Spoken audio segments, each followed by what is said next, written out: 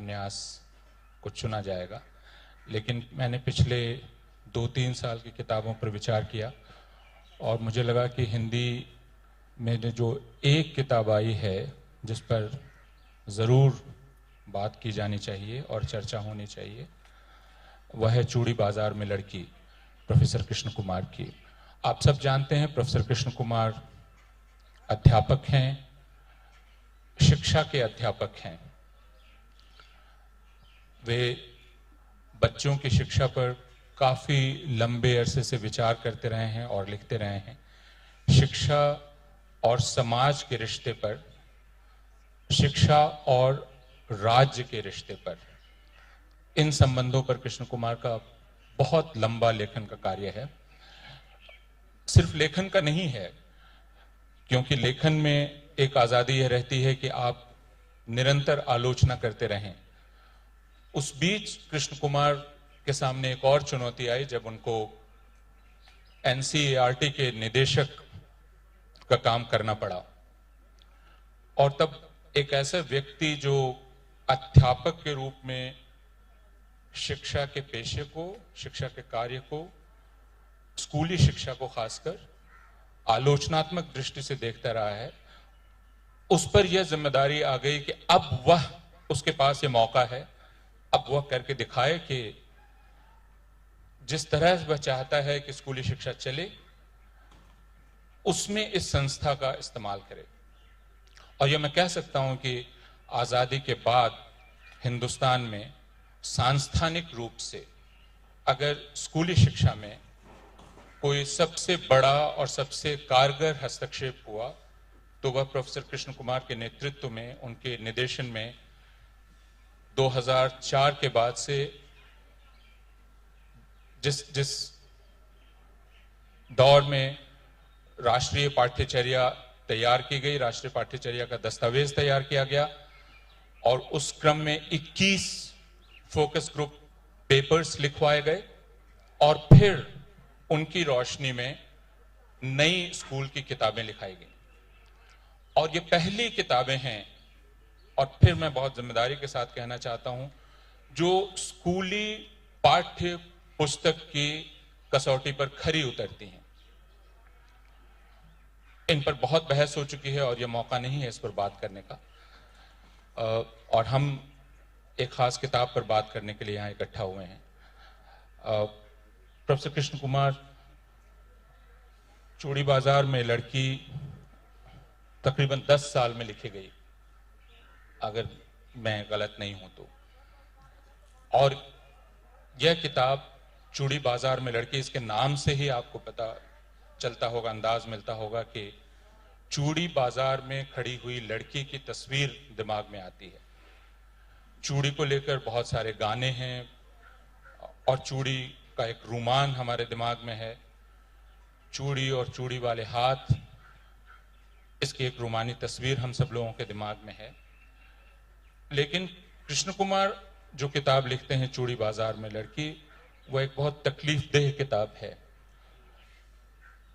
यह सफर जो आपने इस किताब के लिखे जाने के कोई 10 साल पहले किया था, यह आपके दिमाग में बना रहा।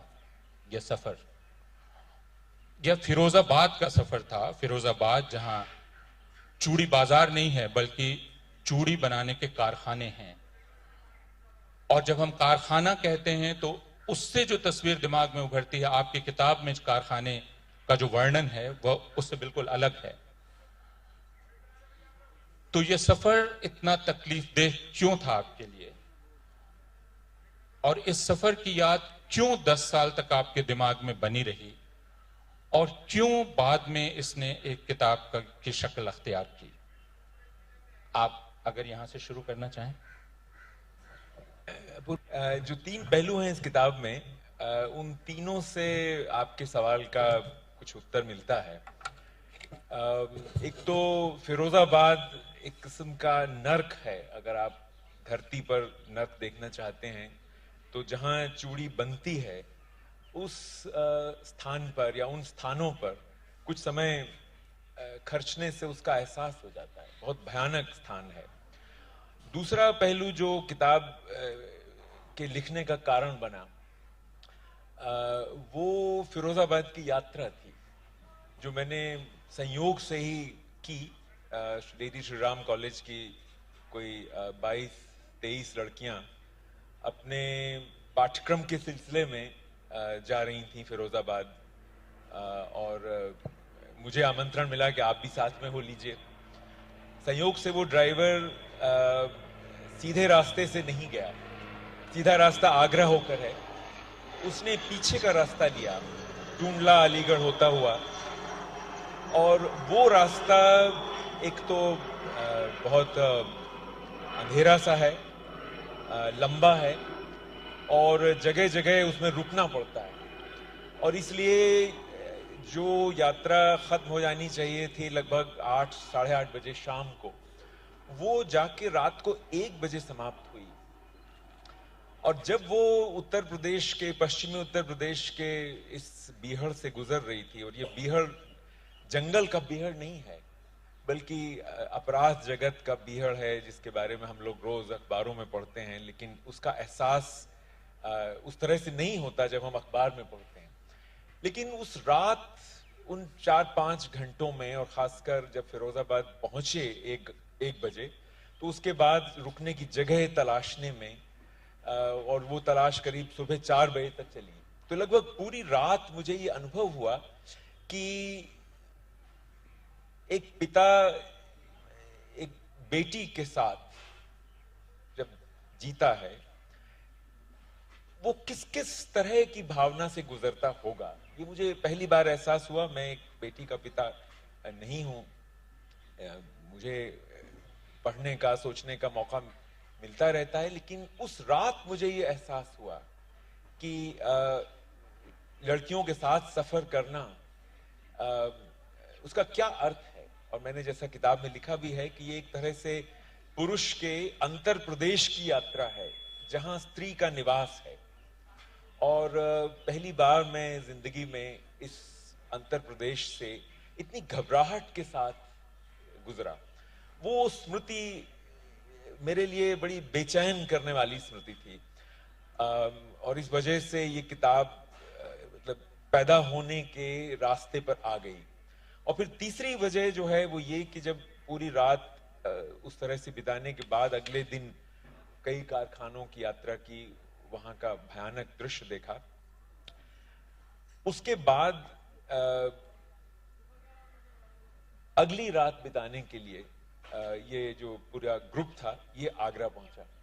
और सुबह कोई 5-6 बजे हम सब लोग, जिनमें मैं उनका सबसे वरिष्ठ शिक्षक साथी था कह लीजिए, और बाकी 2-3 और शिक्षक थे, हम लोग ताजमहल के चबूतरे पर बैठकर याद करने लगे कि फिरोजाबाद में हमने क्या देखा और उसका क्या मायना है। मैंने इन लड़कियों ने, जो सभी कोई 19-20 बरस की लड़कियां थीं, जिस अनुभव से वो गुजरी थीं कि चूड़ी बनाना एक कितनी भयानक यातना का अनुभव होता है उन बच्चों के लिए जिनके श्रम से भारत में चूड़ी बनती है फिरोजाबाद में। बाल श्रम के बारे में उन्होंने पढ़ा बहुत था, पर उसका आशय इतना हिला देने वाला था कि उनमें से कई लड़कियां लगातार बस में ही ये कह रही थीं कि अब मैं कैसे चूड़ी पहनूंगी, मुझे मालूम है मुझे पहनना पड़ेगा, मैं कोई कांच के गिलास में पानी कैसे पीऊंगी। उनकी इस तरह की बातें सुनकर मैं वैसे ही बड़ा एक अटपटा महसूस कर रहा था, लेकिन वो कोई 3-4 घंटे चली उस क्लास में, जो कि ताज के चबूतरे पर हुई और अपने आप में एक बड़ी अनोखी क्लास थी। मेरे मन में इस किताब का बीज पड़ा, जो बहुत सा और परिश्रम करने के बाद कोई 9-10 साल बाद इस किताब के रूप में प्रस्फुटित हुआ। आपने इस किताब के शुरू में लिखा है कि, और अगर हम इसको दूसरे ढंग से देखना चाहें, अक्सर लड़की बनने की कहानी कही जाती रही है। हम बहुत सारी किताबें पढ़ चुके हैं, बहुत सारे लेख पढ़ चुके हैं कि लड़की कैसे बनती है, लड़की कैसे बनाई जाती है।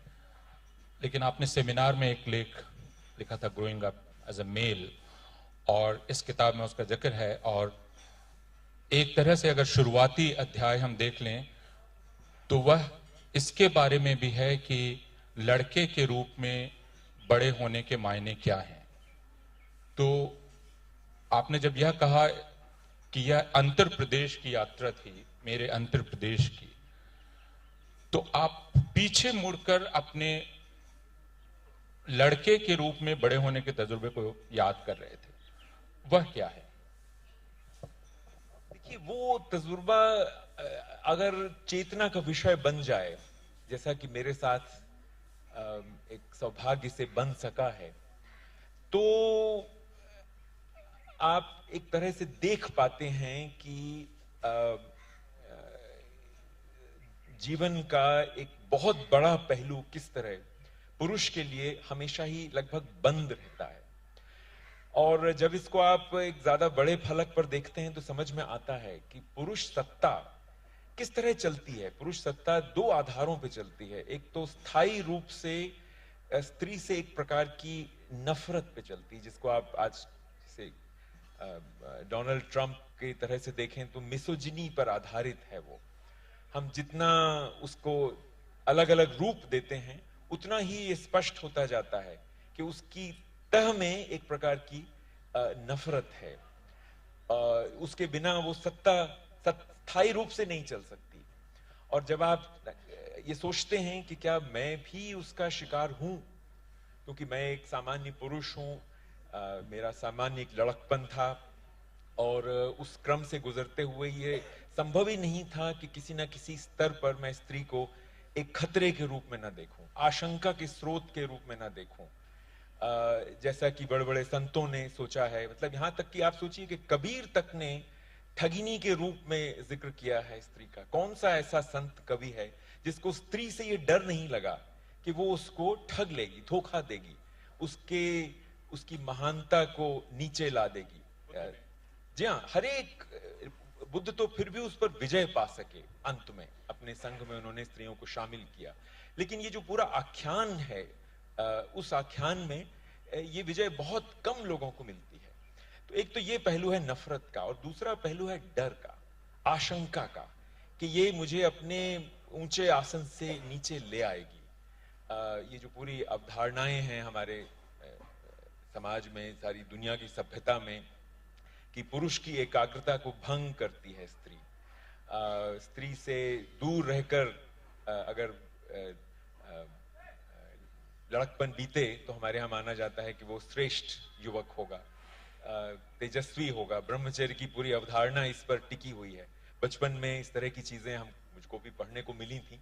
कभी अंदाज नहीं था कि इनको कभी जांचने का मौका मिलेगा, लेकिन इस पूरी यात्रा के दौरान और उसके बाद आने वाले 8-10 सालों में, खासकर उसके दौरान जो आपने जिक्र किया कि मुझे जब शिक्षा के क्षेत्र में ये अवसर मिला प्रत्यक्ष रूप से जानने का कि अब किया क्या जाए, तो मुझे समझ में आया कि दरअसल लड़कियों का बचपन होता ही नहीं है। हम भले ही बाल मनोविज्ञान की बात करते हैं, गर्ल चाइल्ड का एक पूरा डिस्कोर्स है, जाहिर है कि उसमें चाइल्ड लगाना पड़ता है, वरना अगर हम केवल गर्ल का डिस्कोर्स रखें, गर्लहुड, तो लड़की के संदर्भ में फिर हम कहीं ना कहीं झंझट में पड़ जाते हैं। जैसा स्वर्गीय लीला दुबे ने लिखा भी है कि 2-2.5 साल के बाद लड़की उस निगाह को समझने लगती है जो उसके थोड़ा ज्यादा जोर से दौड़ने या किसी चीज के नीचे से घुसने या जोर से हंसने को देखकर माता पिता के मन में या उनकी आंखों से झलकती है, जो वो 2-2.5 साल की उम्र से ही लड़की समझने लगती है कि मुझे एक खास तरह से सुरक्षित रह के जीना है। और उसकी सुरक्षा में फिर पूरा ये जो एक पूरा तंत्र है सभ्यता का, वो झलकता है। आपने देखा होगा कि इस किताब की प्रेरणाओं में से एक महादेवी की श्रृंखला की कड़ियां है, जिसमें उन्होंने लिखा ही है कि जिस तरह एक दुकानदार एक वस्तु को तब तक सुरक्षित रखता है जब तक उसका ग्राहक उसे आकर ले न जाए, इसी तरह से लड़की का पिता, उसके माता पिता उसको शारीरिक रूप से कहीं कोई चोट ना पहुंचे इस तरह रखना चाहते हैं, जिससे जब उसका ग्राहक आए तो उसको वो पूरी तरह एक सुडौल मिले और उसको वो ले जाए, जिससे उनकी आशंका चिंता अंत में समाप्त हो। महादेवी के ये शब्द बहुत ही पूरी सभ्यता के ऊपर बड़े गहरे आप कह सकते हैं घाव लगाते हैं, और उस सबसे रूबरू होने का भी मुझे मौका इस किताब के लेखन ने दिया। इसमें निश्चित रूप से अपने लड़का होने या पुरुष होने पर बहुत सी यातनापूर्ण पुनर्दृष्टि शामिल थी।